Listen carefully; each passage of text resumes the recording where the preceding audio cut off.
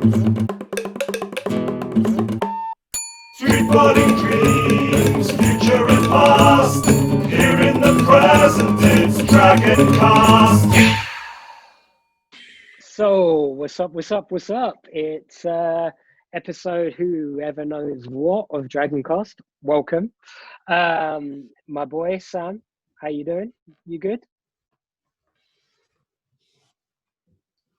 Frozen. It's episode 9. Huh? Is it episode 9? Oh, see.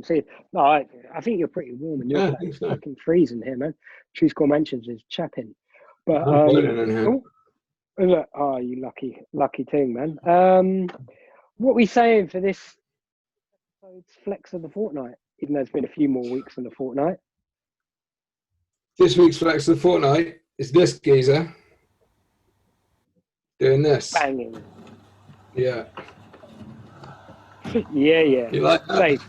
Oh, I love it, man. No, when I saw that, fucking styling out like a 273 over that hip, man. Like he's got some. Where's he from? España, from Spain, I believe. I think so. I know. He didn't tag the location. So we don't know where. What's going on? This one's being funny. Anyways, talking of Spain, this episode's guest is, I think it's our first Spanish rider that we've had on here. And it's a very special occasion because he has just been announced as the brand new rider at Dragonboards. He's been around for years. He flexes it through his editing, through his skating, and he's got that snowboard style. He goes out and rides a lot of time on his snowboard. He also DJs. He plays guitar. He's got a plethora of skills and super sick guy, man. Like, welcome to the Dragan Team. Big it up. It's Alex Villanueva. Brup. Hype. How you doing, Alex? Welcome to DRGNCAST. Hey, yo, guys. How you doing? Very happy to be here with you, chatting. Thank you very much. I'm super happy right now, super stoked to be the new rider of Dragan. It's like a dream came true, and it's just amazing. Thank you, guys. Yeah, man. Like, how did you feel when Brinton? Was it Brinton who called you up or Sergi? I can't remember who called you up. Yeah, it was like Brinton that he texted me, say, "Hey, we can have a call," and I actually thought that it was gonna be a work meeting for some video, for something, and then he was with Sergi in a chat, and then I saw it coming. I mean, Sergi is here for a reason, and just that was like, I don't know, I didn't expect it. Was like just a dream. It's, I don't know, everyone who streetboard, its dream is to be riding for a brand and to be able to push the sport a little bit more, and that's what I want to do. I want to put my part, what I can offer to this beautiful wall, and help the streetboard community to grow. Cool, man. Cool. And I mean, like, how long have you been riding for? Like, I'm trying to remember when you kind of popped on the scene. I don't really know when that was. Everything kind of mixes together when you get old. Yeah, me, man. That was I think I'm one of the newest riders, maybe, compared with most people. I started in 2010. Like 10 years ago, and it was like I started without knowing anything about this sport. I mean, actually I was snowboarding a little bit, and I started, I was 17, so I started to go snowboarding on my own with my parents. I had a lot of fun. I was like, when the season was over, was like, what I'm gonna do now? I mean, I cannot go to the Alps, I cannot go to Argentina or Chile or have a second season. So I just started searching for things that were close to the snowboard. Before streetboard, that same year, I did freeboard. You know about freeboard? Yeah, No. man. Yeah, man. Yeah, I do. But go on, explain What's to people freeboard? what it is. Yeah, I think I still have one. Freeboard is like you put a longboard, and then between the tracks, you put like a shopping cart. Like a caster wheel. So the thing is Yeah. that you go and then you can slide, and you still have two wheels that have traction. So you can slide like forever, like with a snowboard feel, you know? Okay, so how did you find streetboard? Because that thing didn't work for the park. I mean, I think that I did freeboard for 3 months, and I broke like 4 bars.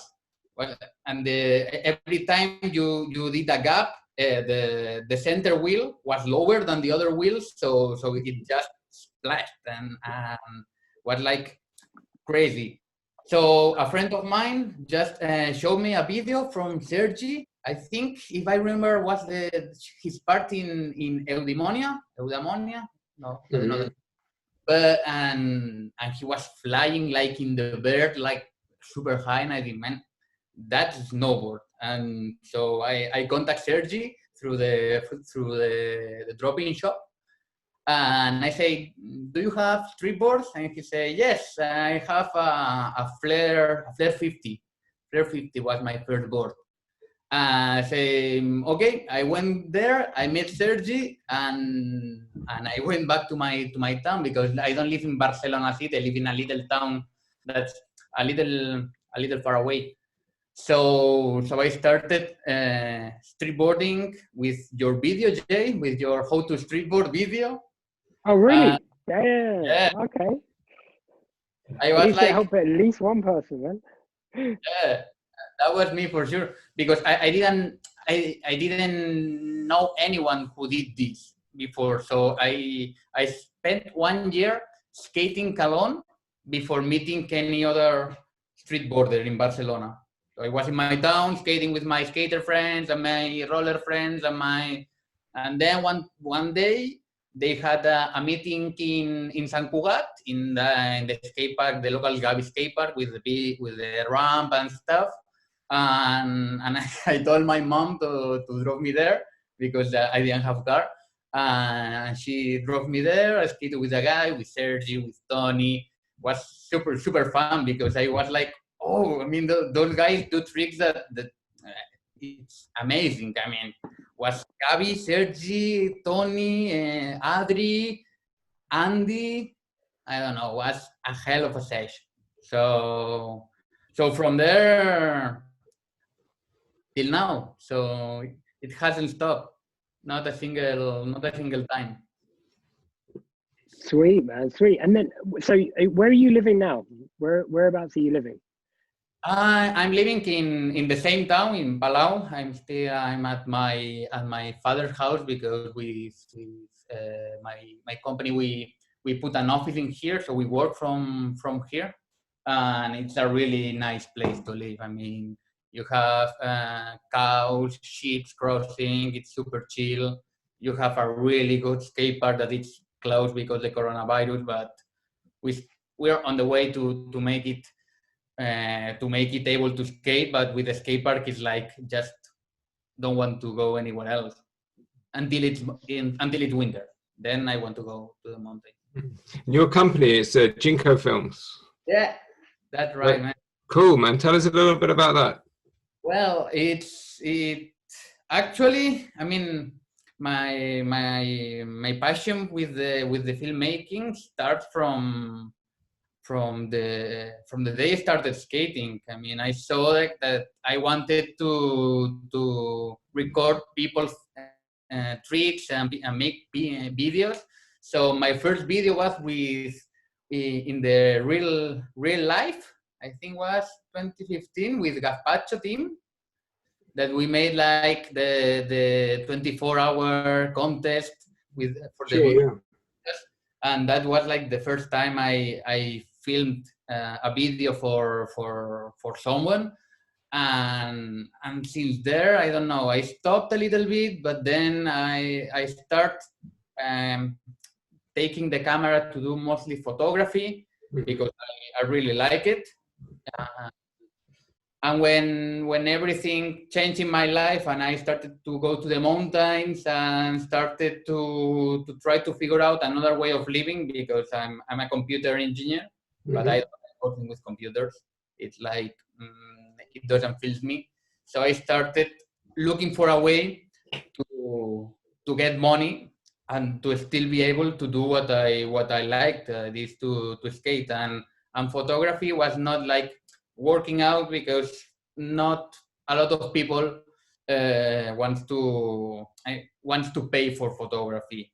But video, it's different, because you can create a story, you can sell, you can use it as a powerful tool, and that's what we try to do. We try to take that and bring it to the places where no one else can do it. So that's what I use skating for filming. I use snowboard for filming, and we started just 2 years ago.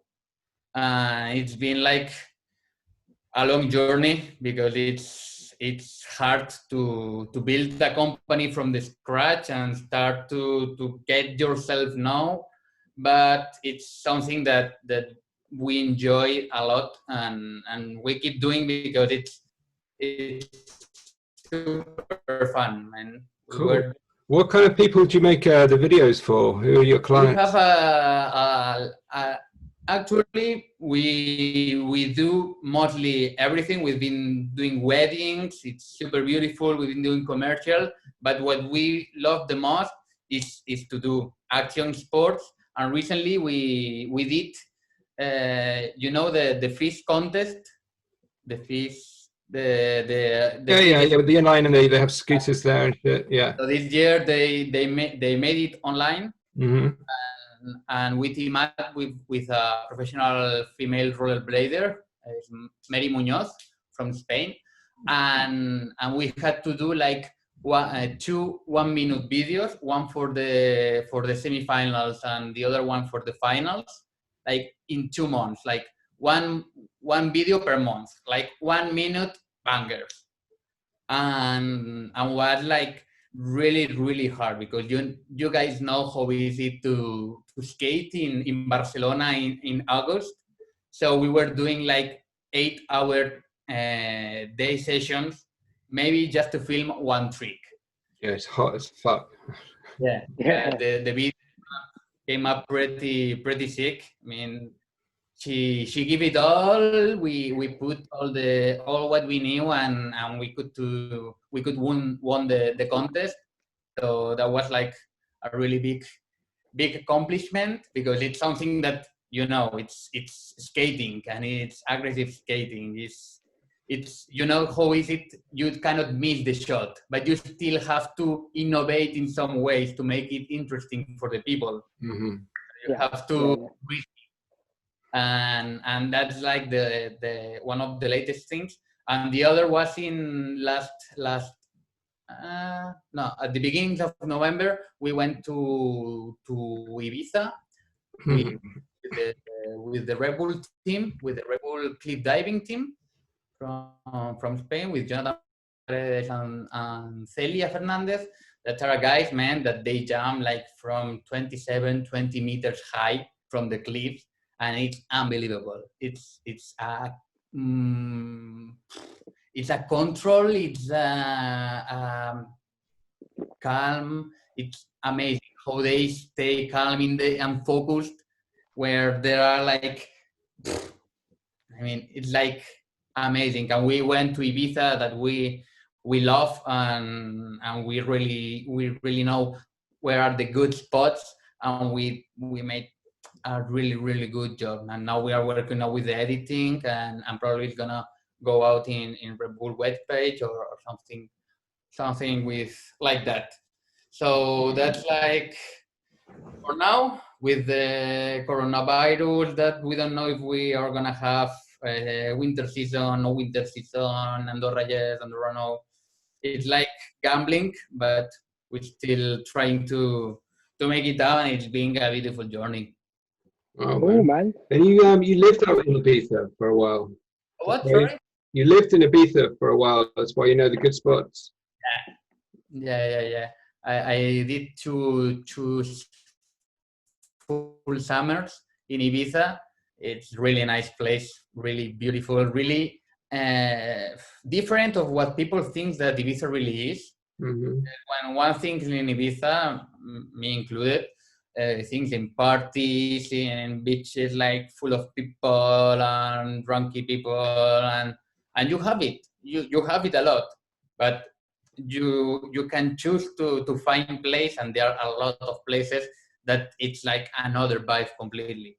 Man, I saw pictures online of you. You looked like you were living in a little camp the whole time. And Yeah. If you beautiful little place. yeah, that's one of the best things to Ibiza, because it's like you can go everywhere. It's not like crazy forest. I mean, you can park at the cliff like every place. And also has the skate parks are shit. Don't go there for the skate park, but you have to go there for the spot. The spot Yeah, is what- sick. What, the street? You know what spot? The street spot. Yeah. The 7 miles in a row. That spot, man,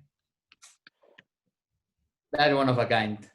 Because it's Óigame, parcerito, dígame usted lo que vamos a hacer tú, Aquí estamos en Ibiza, un spot bien bacano, ¿sí o qué? 8 rieles, one shot. Let's get it.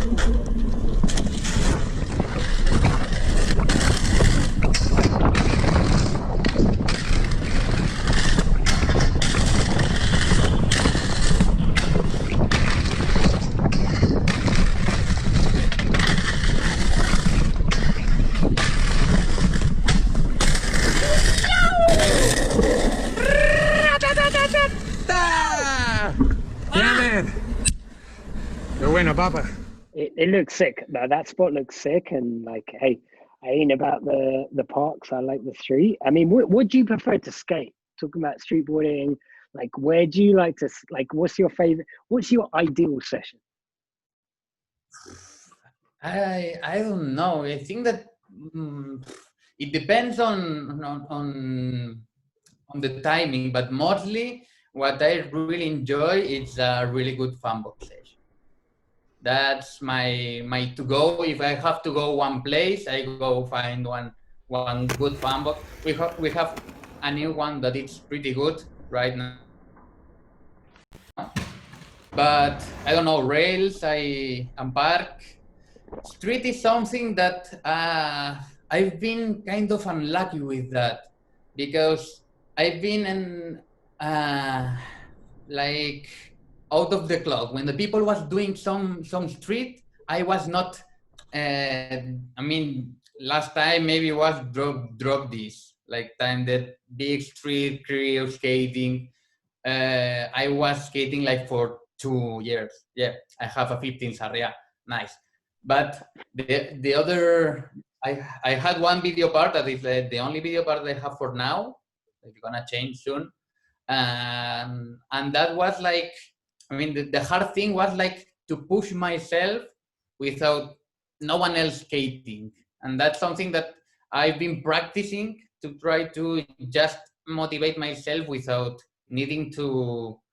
I mean, it's super nice to skate with people and it's super fun, but if not trying to get out of the comfort zone, you know, because when you skate alone, you always skate like on your tricks, on your things, and it's hard to get out, at least for me, out of that comfort zone when skating alone, and that I'm trying to work it out. Yeah, you need someone else to push you. Yeah. I know what you mean. Otherwise, you just go skate, do your tricks, and you don't train like Brenton. It. Yeah, exactly. That's got to change, though. Yeah. I'm trying to change it. Actually, I'm more motivated than. I'm more motivated than never, actually, because I don't know. I've been skating a lot this summer, and I've been staying here because of the coronavirus. So I skate a lot, and skated a lot with Gabi, and he pushed me a lot. It's super nice to skate with Gabi. Gabby's back in Spain now. Yeah. Yeah. Okay.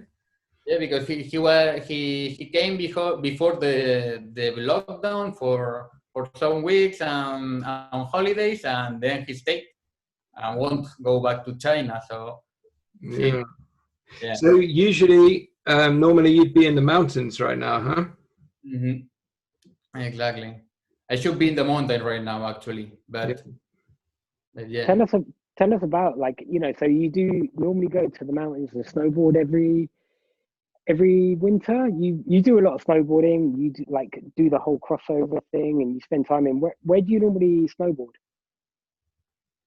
Well, actually, it's just like 3 years that I've been doing like the full season in Andorra, all three, and it was something that I mean, I've been snowboarding since I was a kid, because luckily my parents love skiing, so they took me when I was a kid, and I changed to the snowboard when I had a change. So from there, I always knew that sometime I wanted to do a full season in the snow, because I mean, you cannot get good at something doing it like 13, 14 times a year. It's something that requires kind of, and in the mountains it's hard because you have to go to the mountain because they are like close but not that close. So after the trip that I did to the USA with Sergi, that we went to Central America, and it kind of changed the way that I saw everything. I decided to go with my best friend to Andorra to holidays. I mean, just snowboard and eat rice. So why did it change the way that you saw everything? What do you mean? Because I mean, I'm a computer engineer, and I started working like that, and was fun at the beginning because I had money. I did a lot of trips. We went to Scotland. We went to Switzerland. We went to a lot of places. But man, at the end of the day, it was like 8 hours 9 hours with the middle break, and I hadn't time for anything else. So I was like off when I was working, and at the weekend, I was from Friday to Sunday like skating or snowboarding, on Monday I was like knocked out. So it was like how much of my life am I spending here, and I don't like it. I mean, it's good. I studied it. I like it. I like the science. I like what I study, but I don't like to work for someone else. You decided to try and spend as much of your life doing what you love as you can. Exactly. I mean, I didn't have a plan. I just saved some money and bought a ticket to San Diego. And what about the what is it about the Central America trip that kind of started making you think like that? What about the trip? Wow, it's a really nice trip with shitty spots, but the ones that are good are like nobody did them before. So I remember the biggest one that was a handrail in the middle of the jungle, like 21 stairs, and the locals of the place, they went like crazy because they never saw anyone. I mean, dude, this rain, never anyone. And Sergio and me, was super slippery, the floor, and the run-up was super cranky, but once you were in the rail, everything was perfect. I think Sergio, oh, wait, I got the... One second, I got a problem with the camera. Yeah, man, we lost you for a sec. All right, I'll set the scene, man. Alex is in the middle of the jungle. He's on a handrail. Everything stops. Yeah. Go. Oh no! All right, so You're swinging through a handrail in the middle of the jungle. Yeah, that's where we were. Yeah, there were a lot of handrails in that place. It was like a hot spring place, like in the jungle, and then we went to a double kink in a school that the principal of the school let us skate that kink, and all the kids were around, like in the middle of the rain. It's really raining. I've seen the footage of that. Yeah, man, it was raining every fucking time, man. Don't go in, don't go in October, man.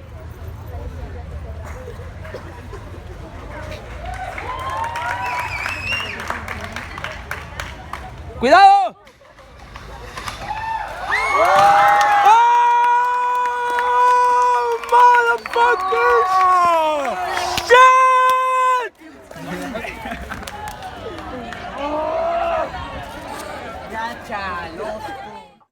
Oh man, I also heard, man, it was like super ghetto, no? You had to have people around you telling you when the gangs were gonna come, or like whistling if they were, like you had to have like a local, because otherwise you had to leave. Yeah, actually we went to a lot of ghetto places because that's where the good spots are. And the good thing is that we already knew people from there, so we went with locals, and anything happened. But I remember in one skate park in a really ghetto that we had the car park in front, and an old man like going like side from side just stop by the car and start peeing into the car, to our car. So Sergio went like pissing in the car. He was like, dude, what the fuck? And our friend from there, I think this was Guatemala, I think. Yeah, bro. And one friend from Guatemala was like, no, don't tell him anything, man. He's crazy. He'll shot you. And we were like, okay, take your piece, but honestly, the people is like so humble in there. I mean, of course, if you go mostly in the cities is where is the problem, you know, the people from the countryside, the people that they don't have problems to live because they have food and they have a house. They are like the most welcoming people ever. And we had everything. I mean, people that didn't have anything, they gave us everything because they feel it like that. And all the community from skaters, because in there, you know, it's kind of like Argentina, that getting the board is not like that easy. It's like super expensive for them.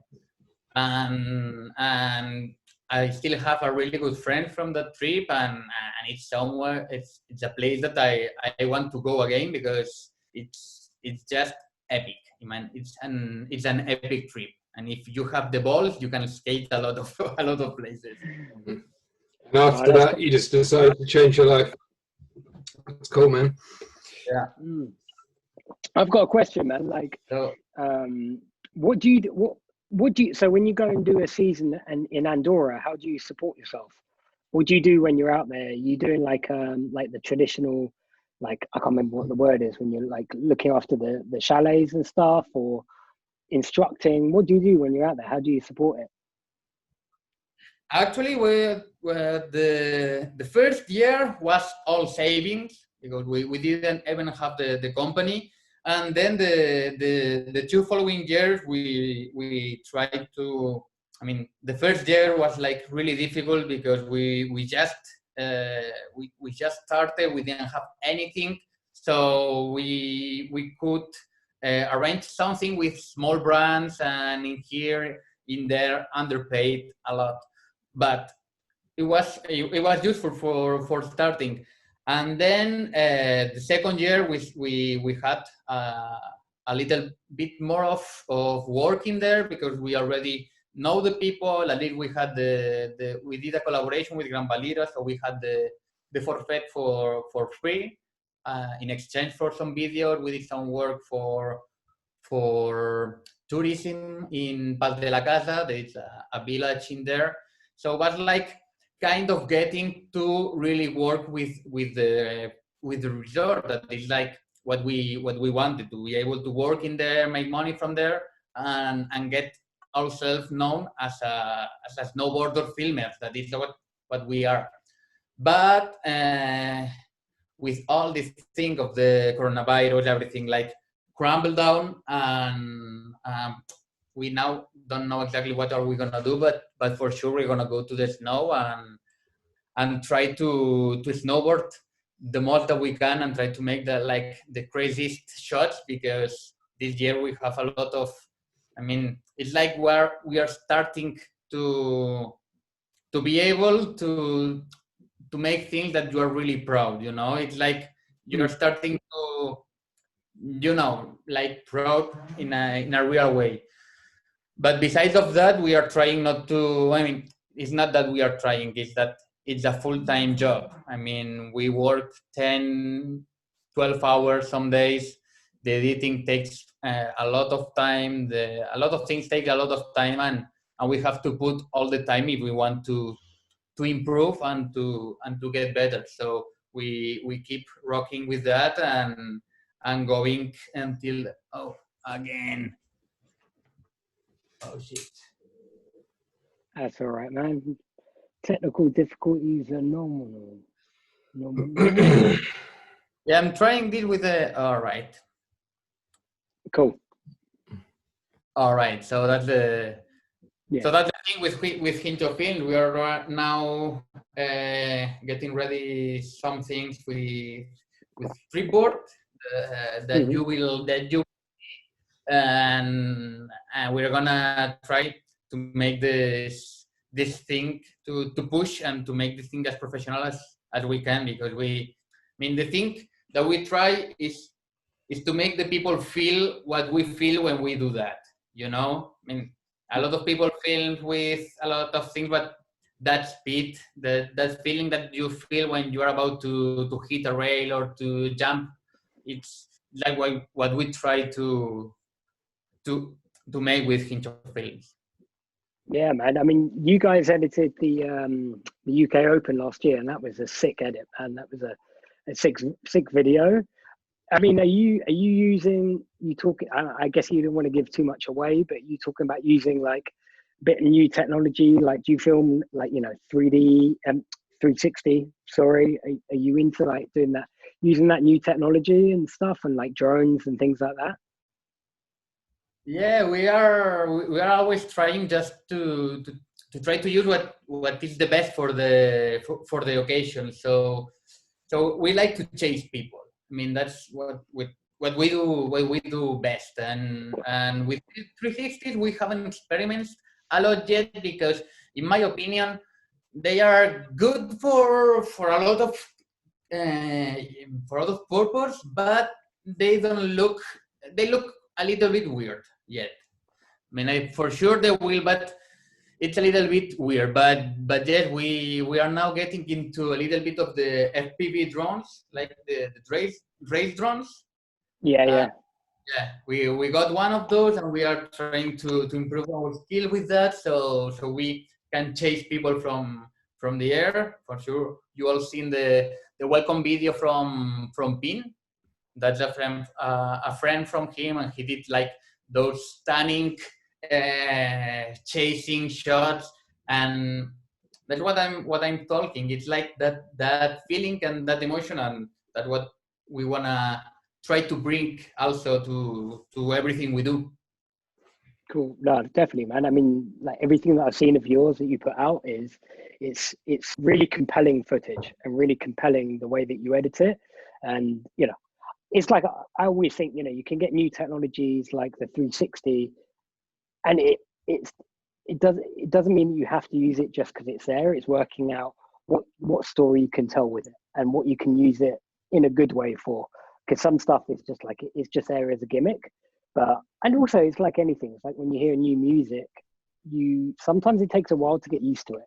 When you hear a new genre or something that you've never heard of, a really good album, it takes that time to actually appreciate what's good about it and what's not.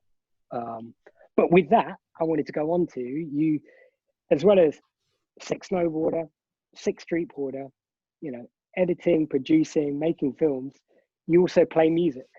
Like you DJ and you play guitar. Like, how did you get into music? What did you do first? Did you DJ first and then start playing guitar, or the other way around? I've seen a few videos of you on your, I think it was your old rooftop, playing some acoustic and things like that. So how did you get into music? Where did you get into? Yeah, so I luckily got into music very young because my parents put me in the music school, and I learned to play the guitar when I was a kid, and it's something like it's just magical, because when you learn something when you're a kid, then you keep it. So I stopped it because I started playing the Spanish guitar, like classical. I mean, no flamenco, nothing, just classical and pim, pim, pim, pim, pim, pim, pim, pim, pim.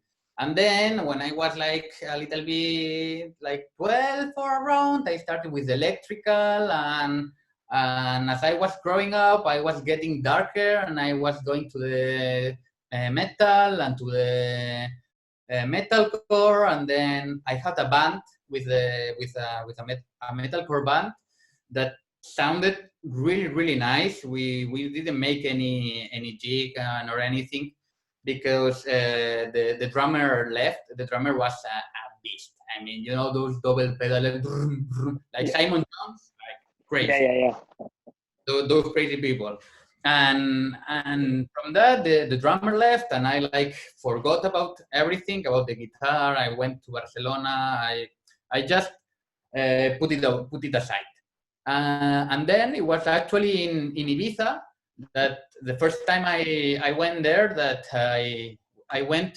we went like hippies. I mean, completely. We didn't have money. We didn't want to spend money, and we didn't want to work a lot either, because working in Ibiza, you can make a lot of money, but it can be like crazy. So we spent like three months in the car, like going from beach to beach, chilling here, chilling there. So I thought, I'm gonna bring the guitar, because what can I do if I don't have electricity? Okay, I'm gonna bring the guitar. And in there, I kind of unlearned and relearned everything about music that I know. So I stopped, like, you know, I don't know, in the guitar you can have like the tablature, something like it's like a script that says the finger 1 in the trust 3. So it says like with numbers, and you memorize a sequence, but you don't really know which note is each. So I forgot about that, and I start like just playing what I heard, what I could make myself, and just chilling. And since that, I've been like non-stop in guitar. It's been something that I really enjoy, and I don't know. And from that, you already have like a good ear. And basically, DJing is having a good ear and kind of knowing which song goes good with which one. I'm not a vinyl DJ, and not no. I just play tracks that I like, and I do it. I mean, I don't consider myself like a good DJ or professional DJ. It's just for fun. But I have a lot of fun with that, because it's like you create your own party. I mean, you start and you keep playing music, and you keep. I mean, it's a little bit like skating, you know, that at the beginning you say, oh man, this is gonna be a shit day.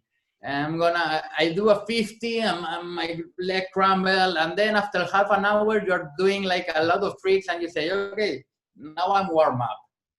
So with DJing is the same. At the beginning, you say what the fuck I'm doing, and then you start like boom, boom, boom, and to do it good, it's super difficult. But to do it to sound nice, it's super fun and super chill. Who's your favorite DJ, and what kind of music do you DJ? Wow, I DJ everything, man. I DJ everything. I DJ from psytrance, hard techno, Frenchcore, like hardcore, like old school hardcore, techno, like melodic techno, like more chilling, like drum and bass, like jungle, house. I don't know. I have a lot of other. I DJ reggaeton a lot in a lot of parties. It's like what people enjoy the most. So I really like it. So it's like the crazy moment. So I basically it's what I told you. I don't know which song is exactly which, but I know that it's gonna work. So it's super fun. But I try to DJ everything. Cool, man. So did you do some did you DJ for money out in Ibiza? Is that one of bit of the work that you did? No. I in Ibiza. In Ibiza, I think the first year I went to like 3 parties in the whole summer because Yeah, it looked like you spent most of the time camping, man. I always loved the pictures of you cooking like fish over a campfire or something, just kicking back in a hammock. Yeah, that's it. I mean, it's what I like Ibiza for. I mean, I went party because when you live in there, you know people, and when you know people, you get in for free. So I went to parties, but they are overrated, man. Actually, they are kindly overrated. The place is like not like that. The sound is nice, but the drinks are crazy expensive. Yeah. You did a few tours where you didn't spend any money and you did some camping. Yeah. Rat tours with Sergi, I think, in France. Yes, yeah, that was a sick trick that I did just before going to USA with Sergi, and we had no money at all. So we say, okay, we wanted to go to a new fan box that they built in I don't remember, a French place in the past Marsella. Mm-hmm. Close to Cannes. So Saint Maxime was the name. So we say, okay, we go by car, we sleep in a tent, and we do a couple of 3 skate parks in the way. So what's like, I think we spent 114 euros each for 1 week to go until France and go back and stay 1 week. So it was like nice. Super. Yeah. You done it cheap, man. I think I remember the first time I met you was in Karlsruhe Worlds. Karlsruhe in Germany? Yes. Yeah, man. How old were you then? That was 2013, right? Yeah, that sounds right. Yeah, I think I was at the time, I was 20. Yeah. Yeah, I was skating for 3.5 years, maybe. Yeah. Yeah, that was cold, man. I remember you and the other Spanish guys stealing shit from Lidl.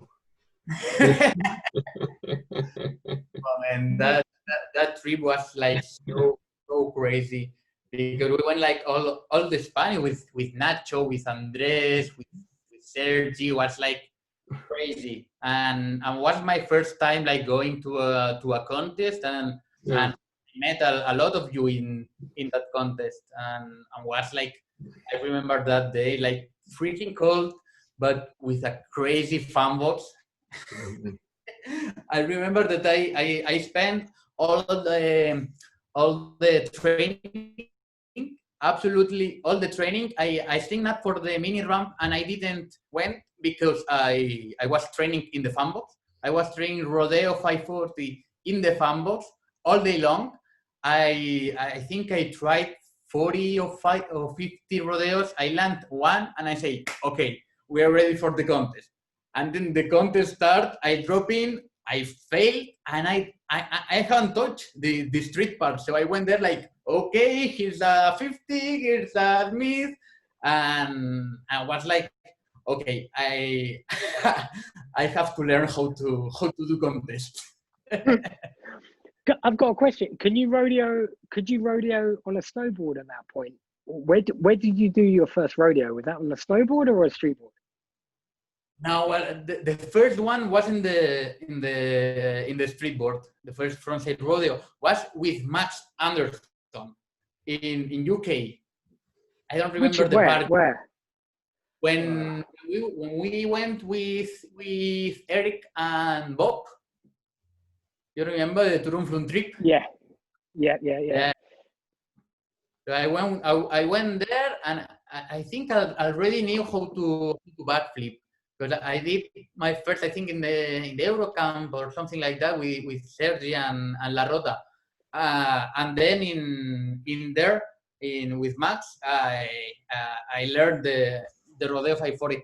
And the thing is that in a snowboard, it's super weird to do the front side, man.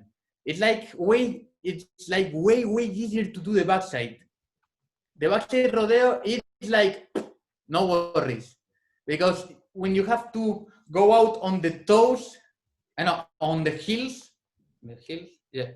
And so you have to, to go front side, it's like a little bit sketchy, and the kickers are like a lot flatter than the streetboard kickers that we are used. When you do a rodeo in streetboard, you almost have to do no rotation just to keep it going and look back. With a snowboard, you have to boom, and it's more like a cork, you know. But it's like, I don't know. In the snowboard, you cannot try something like 30 times in one day. That's a little. Yeah. And the jumps are like much bigger. Yeah. But I don't know Cool. But do you feel that streetboarding helps your snowboarding and vice versa? Do you feel that they actually work as a training tool, or do you think they're very, very? Do you see like the connection between them? For my experience, it has like a super tight connection. It depends. If you want to have the feeling of going and doing pow turns in a deep day, so it's not like that. For jumps, it's not like that. But for jibbing, it's just that. It's fucking the same. Snowboard, it's a little bit easier, in my opinion, because you don't have to be like so technical with the position of the board, because you don't have a track that you can do a blunt or a nose blunt, and it really depends on the subjective part to decide if that's a nose blunt or it's a lead light. But it's the position of the body, it's the same. When I went to Les Alpes like this last summer, I was with a lot of friends that they do snowboard and they never saw a streetboard.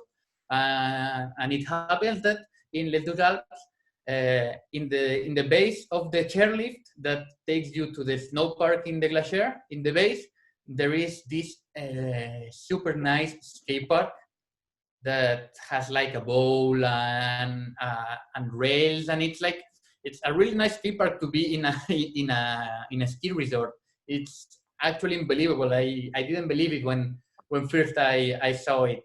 So I was with these guys in the skate park, and they were like pushing me to do tricks, and they actually teach me how to do a front board pretzel in streetboard.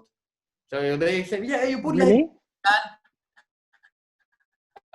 when you go, you just punch with the right arm, and I got it like that the second time. It's like the first time I did this trick I landed. I tried a lot, but I never landed.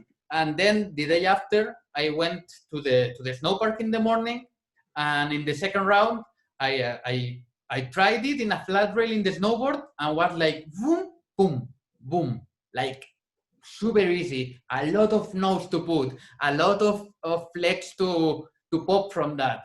So was like boom. It's like was like clearly it's working. I mean, cannot be wrong. It's true that you have to I mean, you have to know how to ride it before it's similar.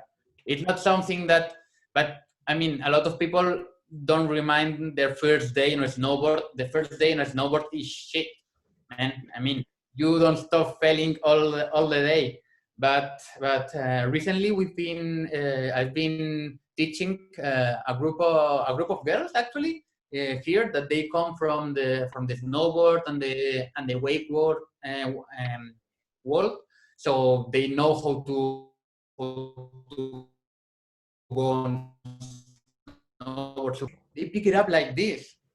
In 2 days, they are moving like through all the park. I have a friend, Marta, that she's been like 1 month, 2 months doing, and she's doing like flat rails, 50s, 50s, 180s out, because once you know how to ride it, and you kind of forget that it's like, I mean, that point that you interiorize it. So in that point, you say, now I get it. Now I can spin. Now I can go and do a 50, and then I can do a backside like I do in the snowboard, like I do in the wakeboard.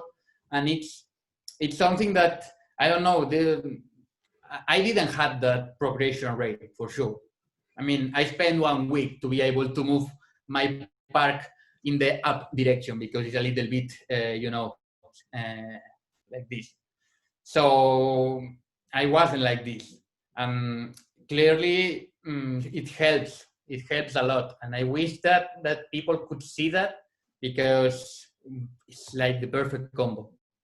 No, that's cool to hear, man, because I don't know, for me, like I started, and I know Sam as well, probably, I mean, I used to bodyboard, but you can't really ride a streetboard prone. I've tried, trust me, lying down, but a lot of people talk like connection between the two. But for me, who's never been a streetboarder, I'm like, I can see it, but it's really great to hear from, somebody who does both seriously, that it is a true potential, like, cross trainer, like vibe. So that's cool. Man, like, it didn't come from nothing, mate. Huh? It didn't come from nothing. I don't know. What did you do? It didn't come from anything. Nothing. Came from nothing. Just snakeboard. You used to bodyboard, no? No. You used to bodyboard, no? No, I'm an original vampire, mate. Is it? Scum of the earth, man. Scum of the earth. It's scum of the earth. No speed bump. No, bodyboarding, I guess. Bodyboarding first, but yeah. There's no connection with it. Like, not really. I'm gonna start dropping in prone, man. That's the only way I'm gonna ever drop in on vert. No, man. Like, I gave my nephew one of those ice cream boards, and he does it drop knee. Yeah. Yeah. Does it drop knee and like turns it like a steering wheel. I'm hearing you like super clipped out, man. A lot. Yeah. Like the micro is like too low, maybe. It said Dragon Board's bandwidth is low. Oh, is it? Oh shit. Yeah. Sorry. I'm in a new room now. Maybe our chicks get it. It's good for me because I'm recording. So. Okay. Yeah. Drop knees are way forwards, man. You know Kerry, big Kerry from Welsh, but living in UK. He's got a sick drop knee net, and he's got one of the best. He's got one of the top rated, viewed drop knee videos on YouTube. Did you know that? Really? Yeah, check it out. Yeah. Alex, do you know what drop knee is? Viewed in Devon. What? Sorry, I think I lost it. You there, guys? Yeah, I'm here. I hear Yeah, you. I'm here. You hear me? Yeah, I did. I think I hear you like too. I think I hear some too loud and you too quiet. And I had a problem to understand what you said. Okay, I was saying, do you know what a drop knee is on a bodyboard? Yeah. No, I don't know what that is. You know, it's like when they ride the board with like one knee on like one knee and then like up on their knees. It's pretty cool. It's hard, man. It's hard as fuck. It's super difficult. In a bodyboard? Yeah, on a bodyboard. Yeah, man. Yeah. Shit, man. Should check it out. Cool, man. All right. Yeah. Have we got anything else to cover, or are we wrapping up because we're coming up to an hour? We got anything else, Alex? Anything else you want to talk about particularly?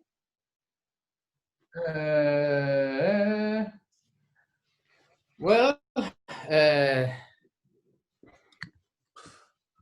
I don't have. I think that we covered everything. Mostly everything, but I don't know, guys. Anything you want to ask me? Anything? We didn't speak about sex. We haven't talked about sex. Do you like sex? We can have sex, death, and drugs. Yeah. Dragan dystopia. So. Are you looking at the same thing as I am? Are you looking at this? Dude, I love that. I really love it, man. If you send me, I'm gonna mark it. Okay. You have to screenshot it. Yeah, I'll send it to you. I do one for all the podcasts. We're very organised. You're on the back of Collins and Kai's. That never happened. Put a lot of effort into that, Kai. Yeah, super clean, man. Yeah. Big up to Kai Hammond. Do you like Kai's DJing sets? Yeah, man. I mean, Kai has always had like a really good taste for music. I mean, all the Barcelona Streetboarders tracks are like super nice. I mean, if you don't want to see a streetboard, you put Barcelona Streetboard playlist and you change the screen, you let them sound, and you got a good session. And Kai for sure. I mean, he's been doing it for forever, and now he's top. Yeah. Big up to Kai. What I know it's difficult with lockdown and everything. You can't really go anywhere or move. But what's the next thing you'd like to do with streetboarding? Next trip? Oh. Where would you like to go? Next trip, like in a short trip that I would like to go to the south of Spain. I would really love to go to the Malaga Rock skate park, to Granada, to all the places there. Now that it's like not like crazy hot, and I would love to do. That's one of my dreams to do another King Cobra tour, like Europe version. Yeah, man. No, let's do the US, man. Let's do the US. That was fun, man. Getting stuck in the desert. US. Yeah, US. That trip was like crazy, man. Yeah, you got to go to Utah now. Anyway, man, you got to make the pilgrimage. Yeah. Well, yeah, you got to go to Ogden. Yeah, if I want to go in winter or if I want to go in summer, man. Winter. No, fuck sure. That. Well, I'm only going in summer, man. Brenton, you know, I've told him I ain't coming in the cold, man. I like the beach. I like hot weather, man. I guess I could swim out there. But we got to do Utah. We've got to go to Gunda Labs, man. I'm going to do it next year. So. Did you see that monolith? Did you see that monolith they found? It's gone. Someone took it last night. What do you mean it's gone? Someone. It's gone. Yeah. It was in the news today. So yeah. It's gone. Then all of a sudden, Dragan switched back to metal trucks. Yeah. Brenton took it, man. He's going to melt it down. Get some UFO technology, man. Next trucks. But Utah for sure. All right. Yeah, man. All right, cool. We'll wrap up. But you know, at the end of every podcast, I like to do a few quick fire questions. So you got straight away. This is no thinking about it. So we'll go through it. Like, who's your favorite rider ever? My favorite rider ever is Sergi. Why? Because he does everything, man. I mean, he just does everything. He does street, park, half pipe, transfers. I mean, I don't know. It's just the big papa right now. Cool. What's your favorite ever video part? My favorite ever video part, I think that would be Eric Brun. I don't know if hype, maybe hype would be like one of the best, and yeah, hype or drop this was Eric. It's such stylish rider, so have to go with him. What's your favorite ever streetboard trip? I think we've covered this, but my favorite streetboard trick, like the backside rodeo. yeah. That's one that you've done. What's your favorite ever trick you've seen anyone else do? That I've seen anyone else do on live or on Anytime, video or online. Your favorite ever streetboard trick? I think I would go with Gabi's Cork 9 in the extreme or in the last walls. You can choose, man. Those were like, yeah. I think the one from the extreme was like. What is it? Sweet. What is it about streetboarding that keeps you addicted to it?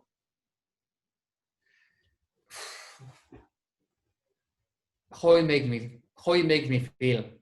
It's just such a pleasant feeling just to ride it, to cruise it, and I don't know. It keeps me. It's something that I never really ask it because I keep skating, so that's the answer. Just keep skating. I cannot stop it, and even if I stop it, like for a time, if I'm snowboarding, it's no problem because I can have the same feeling. But if not, things are not working well. No skating. Cool. Yeah. No. Final one. If you were stuck on a desert island, just you and one other streetboarder, who would it be? Sorry, can you repeat the question? If you were stuck on an island, a desert island, it was just one other person, which streetboarder would that be? Stuck in an island, I think I will go with Gabi too. Yeah. Yeah, he will just take it chill, just as me. So we for sure we could build a ramp from coconut trees and have a session. Take it chilling with Gabi. Sweet, cool. Sam, you got any last words? Nah, that'll do, man. Thanks for talking to us, Alex. Yeah, thanks. Nice to see you. Congratulations for getting on Dragon. Yeah. Look forward to seeing some shit. Yeah, guys. Yeah, man. Welcome to the team, bro. Any thank yous? Do you want to thank anyone? Well, I want to thank everyone. Actually, everyone in the Streetboard family that I get to know or didn't get to know, because it's the best thing about Streetboard. It's the family it creates, and I hope that this keeps growing, but the family feeling stays in. Yep. So that's it, guys. Very much. We'll keep you update. Thank you so much, Alex. It's been an absolute pleasure. Thank you, Sam, again. And that was DRGNCAST. If you like it, please subscribe below. If you've got any more questions, pop them in the comments. And if you don't streetboard yet, start streetboarding. And if you do, keep on with it. Welcome to the family. Big up. That was DRGNCAST. Till next time, safe. Streetboarding dreams, future and past. Here in the present, it's DRGNCAST.